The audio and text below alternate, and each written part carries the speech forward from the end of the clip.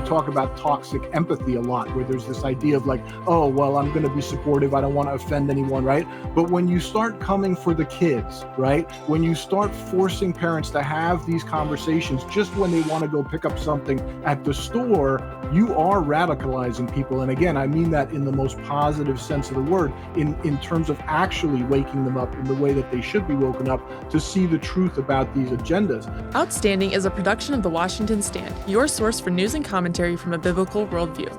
June is Pride Month. When the rainbows come out, parades shut down traffic, and all of our beloved American companies suddenly become LGBT activists. Were most Americans asking for that? Does your average mom want to be inundated with transgender propaganda when she goes school clothes shopping? Do men want to see gay pride flags when they watch the game with the boys? Not really. Actually, not at all. How did we get here is a good question. Well, here's part of the story. While Americans were just going about their daily lives, something happened. They sent their kids off to college. Those kids were then indoctrinated. America is racist and bigoted. Gender is a social construct. Forget what you learned in Sunday school. Then, those college students went off to work at the best businesses and companies in the country, or they went to business school. Within one generation, historic American brands became these vehicles for the worst kind of LGBT ideology. While Americans were sleeping, corporations went woke. Now, that's the world we live in. Or is it? Things may be changing. More than a few corporations are toning down their DEI programs. By the way, DEI isn't just about race. It includes all of the LGBT agenda. Incredibly, gay pride parades this year, couldn't make their budgets in many cases as corporate sponsors pulled out. Several NFL teams didn't post rainbow flags on social media. And the rainbow sections in some of your favorite clothing stores have disappeared, or at least smaller this year. MLB pitcher Clayton Kershaw took a stand for a biblical view of the rainbow, and he wasn't canceled. Olympian Simone Biles supported transgenderism and then apologized. It's kind of incredible. So why is Pride Month losing its luster? Is it authentic and is it permanent? I'm really excited to talk about this, and we have some great guests to do it with. Here with us, we have Stefan Padfield. He's the executive director of the Free Enterprise Project, and Suzanne Bowdey. She's the editorial director of the Washington Stand and a senior writer, and a very good one. Suzanne, I'll go to you first. I noticed that Pride Month is not quite as proud this year. Am I imagining this?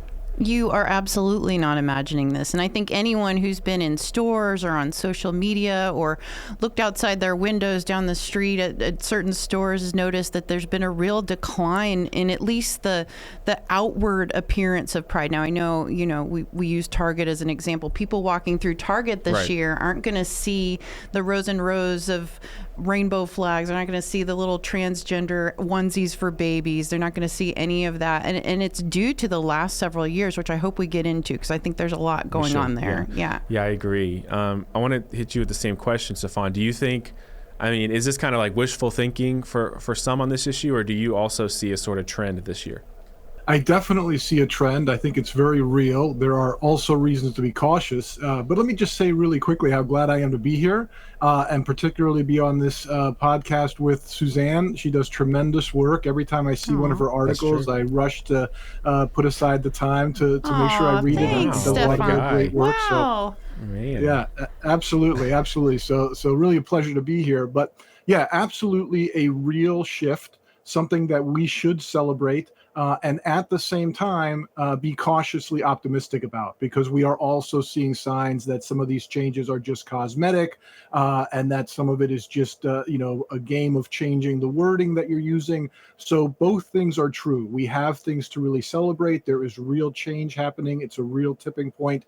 And at the same time, there's still a lot of work to be done, and we need to continue to keep these corporations and hold them accountable. Right. And I agree with you. Suzanne's doing great work on this. She's actually the one who got me on this issue, because I saw her reporting that the tide is turning a little bit, and I really was initially skeptical. I thought, really? Because in my mind, I just have the last 4 years. I feel like 2020, 2021 is when the pressure became just oppressive, and pronouns in your email signature, or you might hear from HR. It really went from just being something you would see out when you're shopping to something invading your job. But when I read her art reporting and I started looking into it, I thought, wow, well, there actually have been changes. Do you want to walk us through, I think people have a general sense of Pride Month. They can't help but experience it. But what is sort of the history here that we're seeing come to fruition? Well, it's a mutual admiration society here, Stefan, because the Free Enterprise Project has been doing this since long before anyone knew this was an issue. I think a lot of us had just surrendered to the idea that we're not going to get away from Pride. We're not going to get away from LGBT activism. And yet you guys have been consistently going to shareholder meetings, fighting for these things behind the scenes in arenas that most people have no idea about or don't even know how to get involved with. So I'm glad you're here. Hopefully you can talk a little bit about that too, but you're talking about 2021, and I think that's really pivotal because 2021, I think after the 4 years of the Trump administration, we saw people getting a little more emboldened, right? They felt like here was a guy who wasn't woke, who was going to say whatever came to his mind, even if it wasn't politically correct. And the real turning point, I think, at least recently, was the Georgia voting law. A lot of us remember that as the media disinformation campaign surrounding that, saying that, you're disenfranchising Black voters, that this was a horrible thing. And I don't remember that. I don't know about this law. Yeah, so the Georgia vote is sort of one of the first election integrity laws that required like voter ID. It cut down on some of the ways that people were getting around like early voting. It still allowed early voting, but just sort of tailored those hours some more. Just put in place common sense, popular ideas, protections for voters. And this is kind of channeling the post-2020 energy around voter from integrity. Trump, right. Okay. And a lot of people supported it, but there was this huge misinformation campaign. This was Jim Crow 2.0, blah, blah, blah. Delta, Coca-Cola, some of those big brands came out swinging. And people for the first time, and I think they were led by Georgia Governor Brian Kemp, who refused to take this sitting down and actually came out in the media swinging. He didn't apologize for it. He said, these are all lies. This is propaganda. Let me tell you what the bill actually does. People started calling for boycotts of Coca-Cola and Delta. And suddenly it felt like people were taking this, they felt personally empowered to do something. You even saw Donald Trump saying he was giving up his Diet Coke, which was a huge deal because he had the button in the Oval Office to bring it to him. And from there, I think you sort of saw it increase a bit. I think you saw athletes. 2022 was the first time I remember. Now, maybe you guys have other examples. When the Tampa Bay Rays pitchers stood up and said, we're not wearing this pride gear. That made huge waves in Major League sports all across the country, which was followed by what we saw in the National Hockey League. Ivan Provorov, I should know this. I'm a huge hockey fan. You're a huge hockey fan. You're the biggest hockey fan I know. Strike this from the cut it and delete it and edit it out. But Ivan Provorov said, I'm not going to wear the pride jersey. And from that moment on, you just saw an explosion of athletes. 6 NHL teams decided we're not going to force our athletes to do that, followed by Major League Baseball, who said we're not going to force our athletes to do that. And on the tail end of that came Target and Bud Light. So I think it's been just a growing wave of things, a domino effect, where people feel personally able to stand up and say, I'm not supporting this. Right. Is that how you see it, Mr. Padfield? Yeah, I think that's a great recounting of a lot of the important events. And it really goes to this idea of how courage is contagious. And sometimes it's the courage of even just one single individual standing up, and all of a sudden other people realize that they can do so as well. When I think about this situation broadly, in terms of just wokeness in corporate America and even beyond just our institutions across the board, I typically point out that it's not just one type of actor, right? At the very least, we have the radical activists, we have the opportunists who are just following the incentives as they see them. We have the useful idiots, for lack of a better phrase, right, who actually believe the words like diversity, equity, and inclusion just mean the nice sounding things that they claim to. And then we have the cowards, right? And it really takes all of them to get us, or it took all of them to get us to the place where we ended up. And similarly, each one of them has a role to play in getting us back to normal, back to neutral, right? And it's important to recognize this because depending on which of those you're dealing with, you have to use a different strategy, right? So a lot of what was just talked about was giving courage to people who did not yet have it. And then a few people here, a few people there speak up, and all of a sudden it turns into a groundswell with boycotts at Bud Light and Target and so on. the useful idiots. Again, I'm trying to come up with a better phrase because that's I like pretty it. good. I like it. Well, here's the thing too, because it spans such a broad spectrum, and I want to be charitable, and not even charitable, but just downright empathetic, because for most people, you're just busy, right? You're busy getting the kids to school. You're busy running the household. You've got a job. You don't have time to look under the hood of what corporation XYZ is doing when they claim to be advancing diversity, right? That takes work. Fortunately, that's why people like us at the Free Enterprise Project and the National Center and our allies are there to do that work.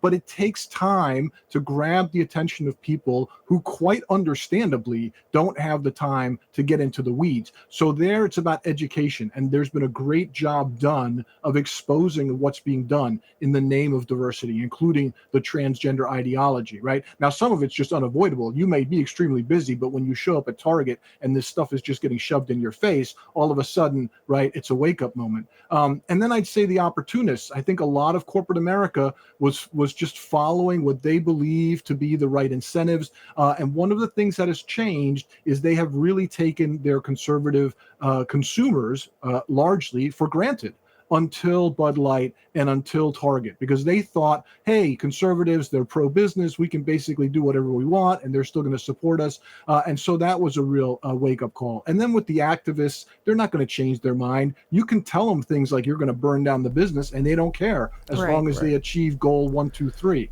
right? But with them, we can just expose them, show the truth of what they're doing in the name of these nice sounding words. And that has been very effective. Yeah, I mean, apart from some kind of spiritual conversion, the activists, they have a religious fervor about this issue. It's not, if the business goes down, then the business has the honor of being a martyr, I think.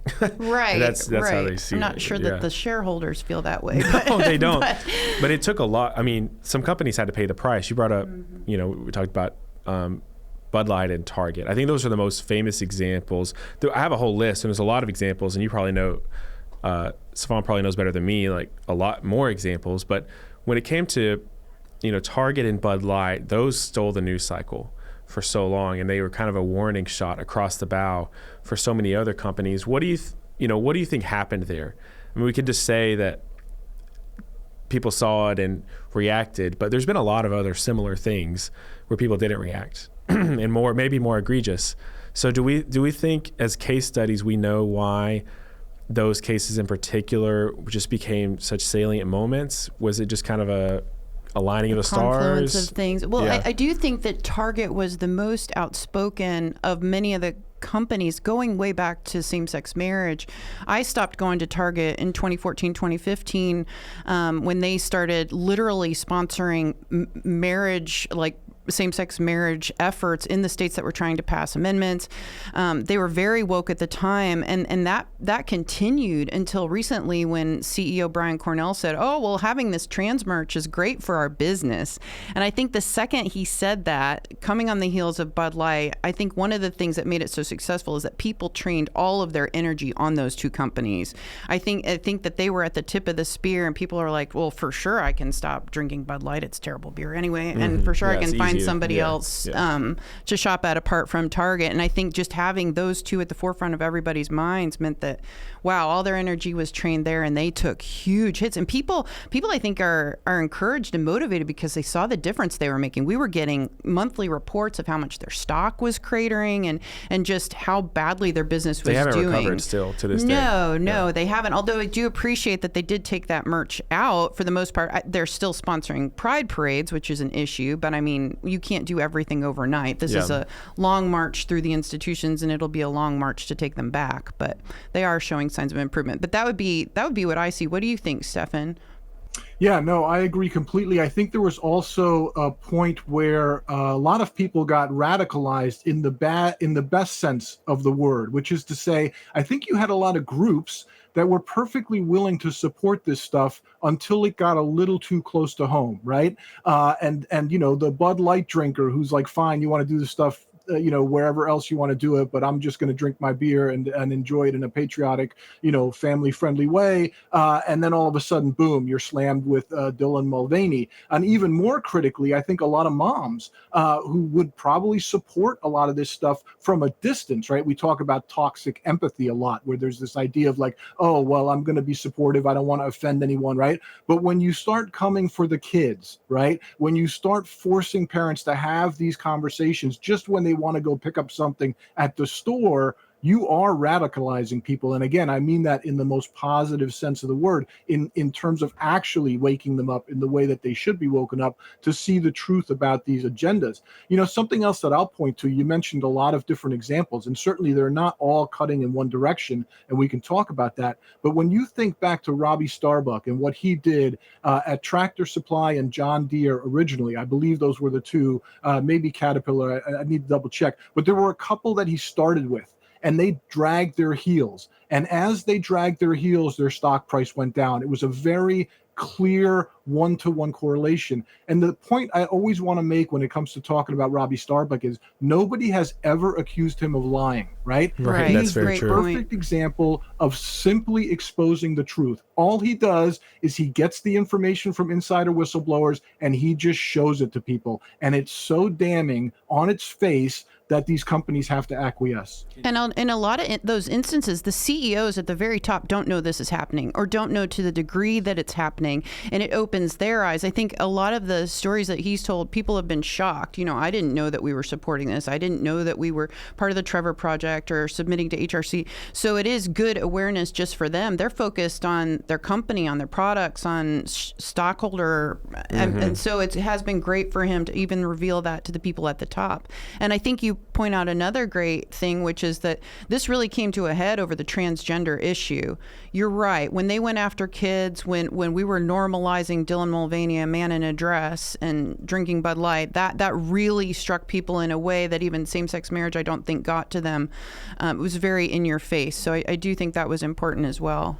Yeah, I think you're making a really important point about the disconnect between maybe the leaders of the company and the staff. And that's why in the intro, I talked about college kids getting indoctrinated, because I really do believe that, these companies are huge, and the guys making the business decisions, I think they couldn't care less about this issue.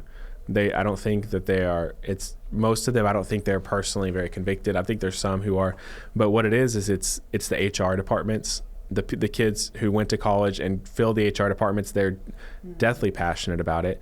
The young women in the comms department and young men in the communications department who are writing the social media posts and writing the talking points. And there's parts of these large companies that really aren't the technical side of the business. They get filled with these humanities majors who have been to these big schools and been through kind of the indoctrination process. And so, you pick any HR person at a big company and you can probably guess their politics and their stance on this. And they got so filled, it kind of took over the institutions. And I think probably the CEOs didn't want to fight it too much or just wanted to remain neutral. It seemed like the cultural winds were going that way. They're not going to take a big stand on it, create a big problem within the company. But when it started affecting the bottom line, that's the only thing that's going to give them the backbone. So it's kind of like this, where does the courage come from to stand up to culture? It has to start first with the church, I think, and maybe even others on the right and the left who agree with biblical truth. Where do they get that courage? I think they get it from the word, from the Spirit. Ironically, I think we kind of got it from Trump, who maybe a lot of people look down on. I think he's sort of the hero we didn't want, but we deserved, like the Dark Knight and Batman. He's not the hero we wanted, but the hero we deserved. We thought we needed someone who's smart and good at the economy and all these different things, and Trump has his own smarts, but what we really need is someone with a backbone. And actually, the fact that he would do such crazy things sometimes or be wrong and still have the backbone is what gave many on the right to have the backbone. And then that moved up the chain to affect the bottom line and then give the CEOs the backbone to do it. And so I think a lot of the issues we're facing now in culture, not just this one, are actually about courage. We've been having these debates for so long. We know what we believe. We know what they believe. We know what the Bible says. It's very clear. Like, there's not that much more debate. We want to convince people and show them how it's hurting kids, for example. But we actually already have, like, within Christians in America, an overwhelming majority of moms. It's just, there has to be the unity and the courage. And so that's what we saw with Target. One thing that's really interesting, Stefan, is some of these brands are the last people you'd expect. I mean, when I think of Bud Light, I do not think of Berkeley. Right. I think of 4th of July on the pontoon boat, right? Or some guy in a tank top at a baseball game. It's the last thing. And the same with the tractor company. Can you tell us about the example with Robbie, like what happened there? How could a company that these companies you think will be the last people to be on this, how did they get sucked into this, and how they react to the pressure, and what was the fallout? Yeah, I think first and foremost, Robbie gets a tremendous amount of credit for how smart he was in terms of which companies he targeted, because he has been very open about talking about the fact that he targeted companies where he knew the consumer base was not aligned with the agenda, right? And so again, he has basically came into this with a network from another calling where he already had a great following. He had people who were embedded in these corporations who could show him the documents and the training and so forth. And so he just put it all together in a way that we hadn't seen before, and that was incredibly effective, right? He would get the trainings, he would get the videos of a conference call, for example, and then he would be able, as you say, show it to the executives who often didn't know what was going on. Now, I think that's its own issue potentially. We could talk about the extent to which that may be a breach of duty, but it also is, again, going back to this idea of a lot of this is just about exposing the truth, right? One thing, if I can just sort of pivot a little bit on a tangent of what we're seeing now is, we go to these companies, we file proposals, we can broadly call them anti-DEI, a lot of them, and we don't get great voting results, right? And we expect that for a number of reasons that I've written on and that I can get into. But you'll see the left pick up those vote counts and say, see, all the shareholders love DEI. Now, there's a couple of things that are simply crazy about that. First of all, I've been at meetings where there's been a pro-DEI and an anti-DEI proposal, and both of them got more than 90% against, right? And yet somehow the headline is only shareholders in favor of DEI, right? The other thing that's really critical to point out is something is clearly wrong with the system, right? Because when you have a country where, let's just say ballpark 55, 60% clearly are not in favor of these agendas, and then you have a shareholder meeting and 97% effectively vote in favor to some extent, or at least vote against reining this back in, there's something wrong with that picture. I've heard it referred to as basically those are the sort of voting counts you get in North Korea, right? They aren't actually representative of the true owners. And so that's something else. We've got a lot of conflicts. And I think lastly, I want to say really quickly is in terms of solutions, ongoing solutions, it's important to, I think, consider a variety of perspectives, right? So my own is often, let's just get rid of DEI. But I do also acknowledge that there are people who convincingly argue, let's reform DEI, right? And one of the points that was just brought up is, at the very least, move this stuff out of HR, right? If you can't prove that your diversity, equity initiatives, whatever you want to call them, are actually making money, then you shouldn't be doing them. And so that means they should be under the business heads and not under HR. And that's just one example where, my first choice is just get rid of this stuff because it's basically discrimination on the basis of race and illegal. But if you're going to insist on keeping it, at least take it out of where the radicals, as you mentioned, tend to be most populating the bureaucracy.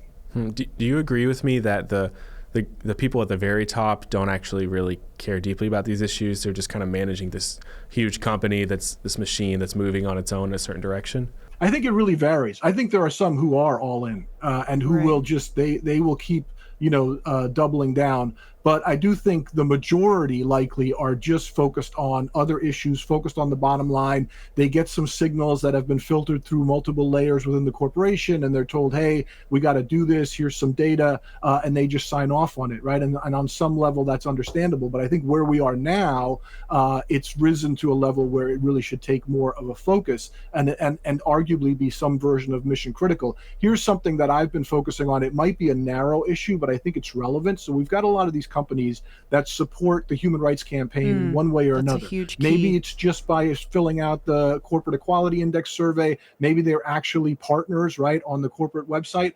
My point has been, look, if you want to do that, then you should decide whether you actually believe that a child can be born in the wrong body, right? You should actually tell us that you as a board, as a CEO, believe that a man can become a woman simply by saying so. Because if you're choosing to support this organization in one way or another, and you haven't even decided what you believe on those issues, that also is potentially a breach of duty. And I actually got to go to the Goldman Sachs meeting, a live meeting, one of the few, and I went up to the microphone during Q&A, and they're a bronze partner of HRC. They get 100% on the CEI. And I simply asked the CEO, what is a woman? Because you need to be able to answer that question if you're going to be all in with HRC. And that's where I think that's one of the examples where if we can keep pushing that sort of accountability, they're going to crumble because they don't want any part of trying to answer that question. And I want to piggyback on something you said. HRC is a pivot point in this debate. The Corporate Equality Index has been huge for years. It's been used by HRC to really terrify CEOs. Oh, we're going to paint you as, bigots, as discriminatory, et cetera, et cetera. And what we've seen is that thanks to Robbie Starbuck and others who came before him who weren't recognized, but mainly Robbie Starbuck, people have started pulling back from that equality index. And we've seen that HRC has actually been in the position of losing money, losing critical staff. They've had to lay off about 20% of their staff. So that is a tangible result of these last couple of years of real momentum on our side, and that is key because HRC is really at the point of this. I mean, they're really the nucleus of what's going on here for a lot of these issues. One of the issues we have in our favor, and this is something I heard from somebody else and I just love it, which is from the right, we just want corporations to get back to neutral, right? That's what we're shooting for, is get out of this politicized, whatever you want to call it, capitalism. I basically refer to it as neo-racist, neo-Marxism, but just get back to neutral. Whereas the left really needs totalitarianism, right, in one form or another. So we have an advantage there because we win when we get these corporations back to neutral, and the corporations want to be perceived as neutral. So I recently posted on X the statement I gave at the Alphabet meeting where we were asking them to sever ties or at least reconsider their connection to HRC. And in their opposition statement, they tried to frame themselves as neutral. And I just pointed out, look, you're not neutral because not only are you getting 100% on that score, which you don't get by being neutral, you're also sponsoring them, which they say on their website means you support their work. And you aren't filling out the ADF's Alliance Defending Freedom Viewpoint Diversity Score Index. So you're clearly not neutral, right? But they can't afford to just come out and overtly affirm their bias. So that's also a pressure point that we can keep pushing on. Yeah, it seems they're kind of stuck because right now they're sort of hiding. Like if they come out and change their position, they're going to draw media attention by moving to the middle, I think. But if the pressure from the right is strong enough to keep just being that rock in the shoe. But we've seen, like I have this list here, MasterCard, they were a platinum donor. So they gave $175,000 in previous years for the Pride Parade in New York City. And there actually were 5 platinum donors. They gave nearly $200,000 to this parade. What a parade. It's fine. I don't know what they spend the money on. They're not wearing any clothes. I know they're not spending on clothes. Right. And so they went down to 1 platinum donor. I think Garnier, the shampoo, is another one. MasterCard dropped off. There's others, and it's not just New York City's parade. Lowe's is another great example of a brand that, I mean, what on earth are you doing? What are you doing? It doesn't align with your brand. If you're selling like leggings or something to girls in like Manhattan, I think it makes sense because you can kind of assume some politics there that they're going to be aligned with. But Lowe's, tractors, it doesn't make sense. So they ended their sponsorship of one in Ohio. We have Toyota was doing stuff that they pulled back. They had a 3-year deal that they pulled back on. So these are big. They're not all American brands, but these brands that are operating in America pulling back. Do we think this is? I guess maybe we don't know, but do we think it's permanent? Where is the tide? Is it now at 50-50, or is it just like we're starting to gain momentum and there's a long way to go? I would say there's safety in numbers. I think you have to give a lot of credit to the first companies that Robbie exposed, like Tractor Supply and John Deere and others, who took that step, because now CEOs are like, well, this isn't even news anymore if we become neutral. I mean, now even if I see another headline, and this is crazy because 5 years ago I couldn't imagine anyone doing this. Now I'm like, oh, it's just another company. But it's huge momentum. So, and I think they're like, well, we're not the only ones. They're also using Trump's DEI executive orders as cover for for them. That's very convenient for us in that they can cite, oh, well, there's this executive order.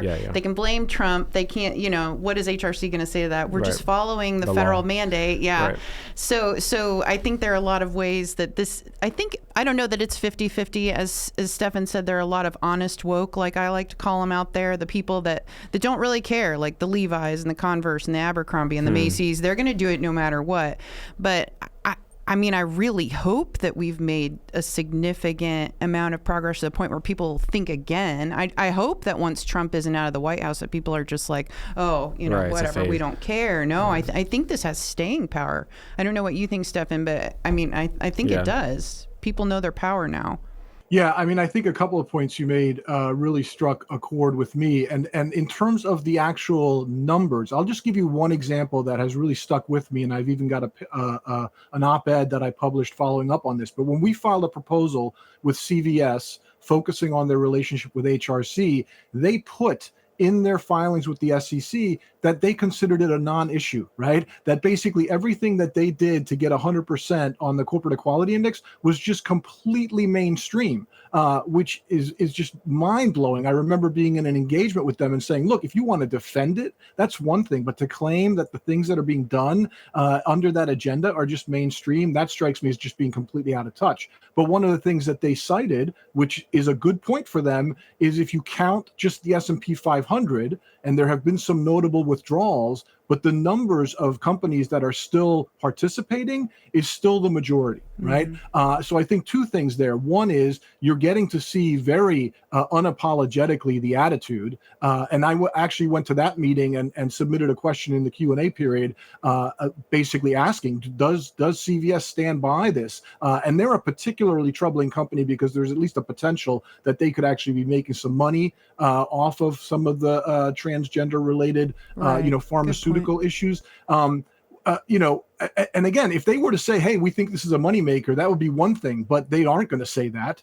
At least they haven't so far. And I think it would be very bad if they tried to. But it's just one example of how embedded these issues are and how much we still have work to do. But I don't think we're going to see a retreat, because I think the agenda has been exposed for what it is. I don't think that's something that you can unsee, right? So I think the majority of Americans are going to stand firm and say, we do not support this. At the very least, we don't support it in its most extreme manifestations. And if you dig down into the belly of a lot of these organizations like HRC, like Trevor Project, what you find are the most extreme manifestations, right, of this ideology. I did a deep dive on HRC, and if you follow the sort of links enough, you get to the point where they support laws that allow children to be, surgically or chemically transitioned behind the backs of their parents if the parent is deemed a threat.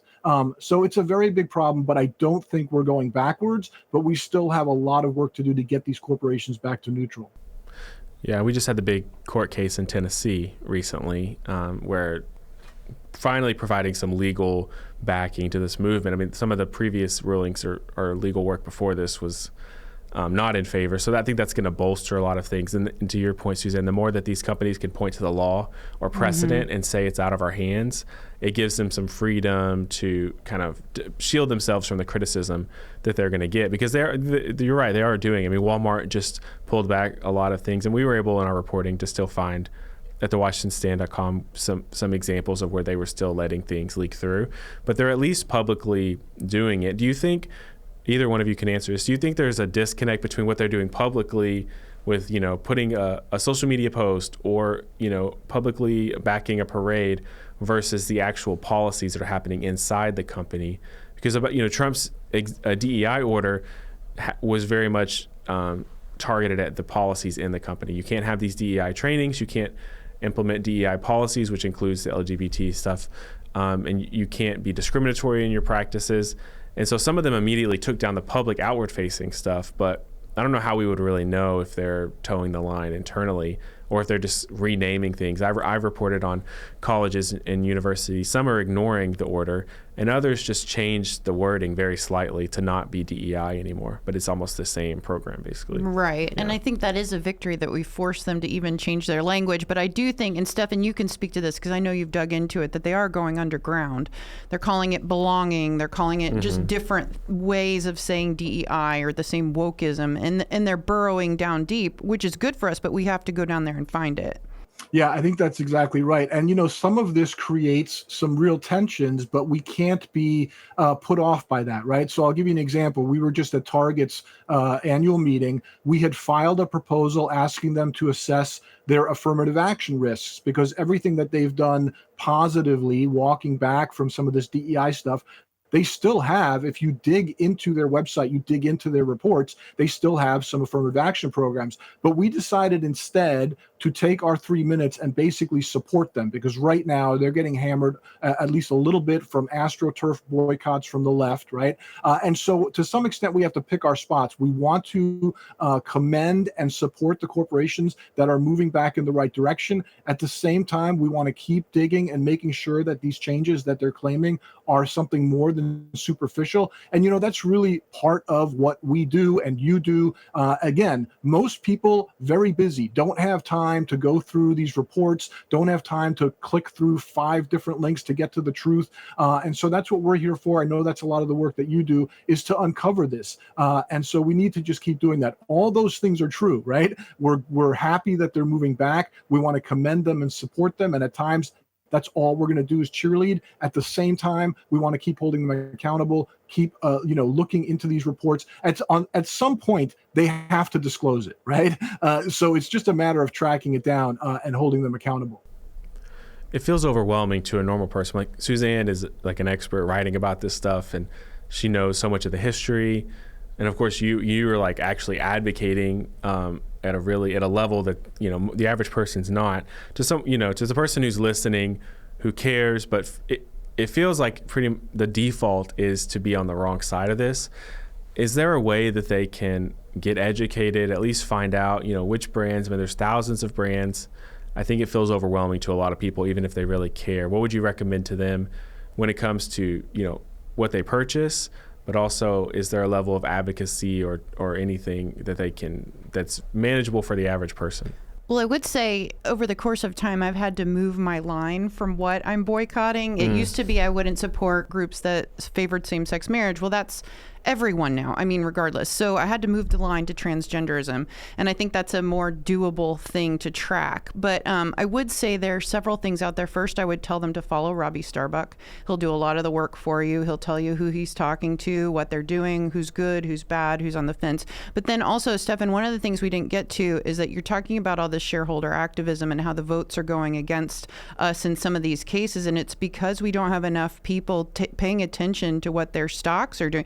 They're all they can be proxy voters, and you make it really easy at Free Enterprise. I know there are some tools where people can spend 5 minutes and use their voice and get involved in some of these things where it's an empty arena in a lot of ways on the shareholder front. But talk about that for a second, because if people genuinely care, it's not just going to the grocery store and avoiding certain brands. It's also using your stock portfolio and speaking up in that way. And I know you guys have a great way of tracking that as well.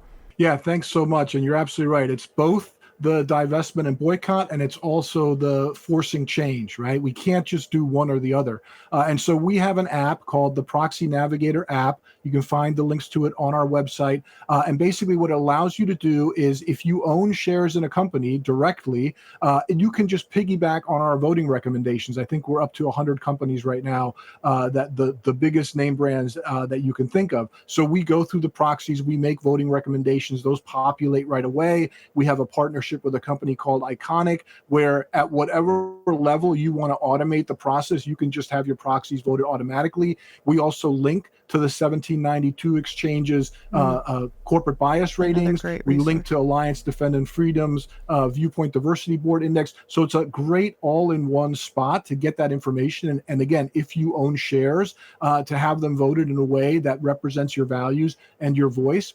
And then the other thing I'll say is, I think we keep coming back to this point, and I think it's critical that the majority of people are just very busy living their lives being good parents, being good workers, being good citizens, and to expect them to do the heavy lifting of figuring this stuff out is simply too much. Right. So I would just say, look, first of all, I want to encourage you to come to the nationalcenter.org, check out our projects, including the one that I head up, the Free Enterprise Project. You can sign up for a newsletter. It's not very intrusive. It'll keep you up to date on a lot of things we're doing. We've got other projects there.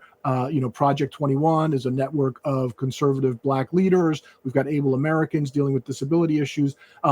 But even if you don't support us, whether that be by signing up for the newsletter or making a donation, find organizations that do the work that you find valuable and support them. I can tell you, I used to do this thing, and now I'm so focused on the work I do at the Free Enterprise Project, I don't do this anymore. But I would keep track of about 4 or 5 organizations that I thought were doing really good work in this space. And then I would have a little like contest for myself, whichever one I thought did the best that month, I would send them $5. And what people have to understand is that, yes, we would love to get the big donations. We want the big donations. We get them. We want to keep getting them. We need them.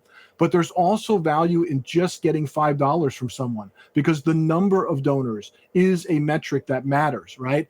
And so if you care about these issues, find an organization or two that is doing the work as you believe it should be done. And then you can basically just make that monthly contribution, even if it's just $5, right?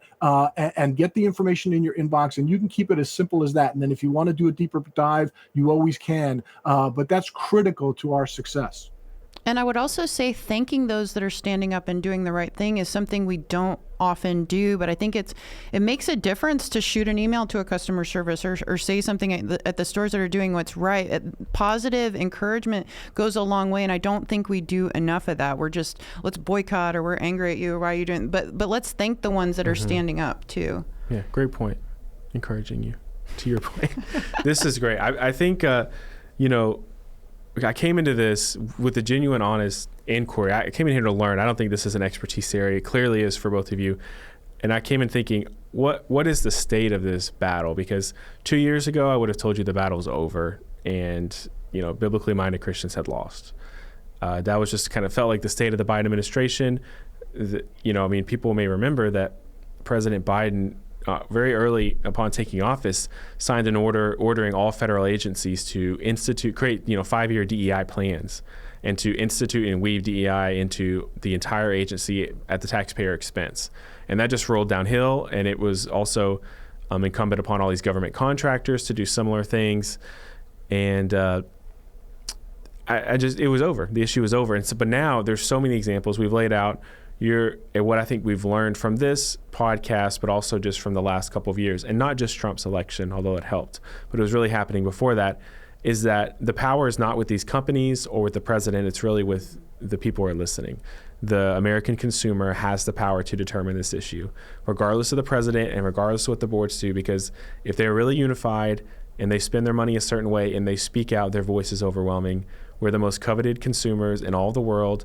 People are begging to sell things to us. We're a huge market. And if we make our voices heard, even a large minority could totally change the entire market. Because, you may feel like Christians and certain conservatives who have a biblical worldview or disagree on this issue, they might feel like a minority. But what's a minority is transgender people. Right. There's way more. Of course, there's activists that aren't necessarily transgender, but they're both minorities, actually. And you could argue, actually, that Christians are still a majority and biblically minded. But I just want to end on that point and give you guys a chance to speak in. But that's my takeaway, is that I, as a consumer, have the power, not even just the president, not these companies, but we actually still have a chance to make a difference on this. A final word for either of you? Well, I would say you're describing it as a battle is true, and we're not out of that battle. I think Stefan made that very clear at the beginning, that people need to stay vigilant. Yes, they need to be encouraged at what they've done, and we have accomplished a lot. Every single person is winning who's decided to take a stand on this issue with their dollars or with their time. But we are in a battle, and it's not going to be over. This is something we're going to be fighting for a long time, but don't be discouraged. Just notice the power that you have and use it. Yeah, I agree completely. I think, if you look back historically, a lot of people have made the argument that after we won the Cold War and the wall came down in Berlin, that conservatives and anti-communists got very busy patting themselves on the back and just focusing on their job, at the 9 to 5 and so on. And that allowed the leftists to engage in and successfully infiltrate this long march through the institutions, the leftists have a mindset that is revolutionary. And so they're very comfortable and understand what it means to take losses and to have to go underground and to have to use, misleading language. They're very comfortable with that. So even when we have these victories, it is incredibly hopeful. We need to, imbibe in that hope and get strengthened by it. But we have to stay vigilant because they're going to figure out another way to rebrand. They're going to figure out another way to infiltrate. And so we just have to stay accountable. I completely agree with you that the like-minded people who believe that we should have a colorblind society, that believe that children aren't born in the wrong body, they make up the majority, right? And they will defend children and they will defend colorblind equality. And as long as they don't ignore the issues, we will win. Amazing. Great note to end on because we are out of time. This is the Outstanding podcast, and it is outstanding. Please like and subscribe. It comes out every week. You can find us on Spotify, YouTube, and also a lot of reporting in the podcast on the WashingtonStand.com. Thanks so much for coming on. You guys appreciate it. Love being with you, Stefan. Thank you.